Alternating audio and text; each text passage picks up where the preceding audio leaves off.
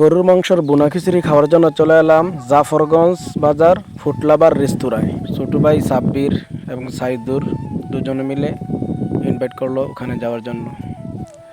প্রথমে আমরা তিনটি মোটরসাইকেল একত্রিত করে রওনা দিলাম মাধবপুর বাস স্ট্যান্ড থেকে। আমাদের পথযাত্রা শুরু। চলতে চলতে চলে এলাম 11 গ্রাম বাজারে। এখানেই অপেক্ষা করতেছি ফয়জুল মামা, সারের ডিলার। উনি একটি ওনার দোকানের বিষয়ে কথা বলতেছে। ওখানে কথা শেষ করে চলে এলাম আমাদের গন্তব্যস্থল ফরগঞ্জ বাজার ফুটলাবার রেস্তোরাঁয়। প্রবেশ পথে আমরা প্রবেশ করতেছি। আমাদের টিম যারা মাধবপুর থেকে আমার সঙ্গে এসেছেন, ফয়জুল মামা, তারপর সাব্বির, সাইদুর সহ আরও দুজন মেহমান। আমরা গিয়ে ওখানে বসে প্রথমে অর্ডার দিলাম। অর্ডার দিয়ে আমরা অপেক্ষা করতেছি। আমাদের খাবারগুলো ওখানে গরম করতেছে অথবা তৈরি করতেছে। আমরা খাবার নিয়ে অপেক্ষা করে একটু আড্ডা মেতে উঠলাম ফয়জুল মামার সঙ্গে।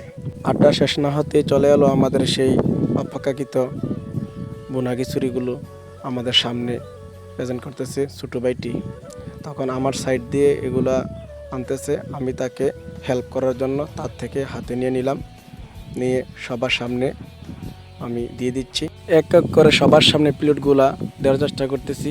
এই তো ভাইটি আবার নিয়ে আসলো। তো সবার প্লেট সামনে পড়ার পর আমরা একসঙ্গে শুরু করব। ফুটলাবার রেস্তোরাঁটি জাফরগঞ্জ বাজারে।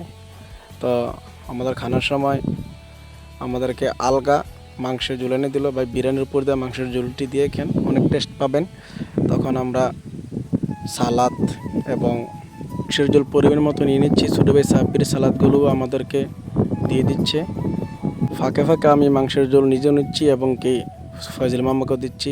তো সবাই একসঙ্গে বসে তৃপ্তি করে খানা শুরু করলাম।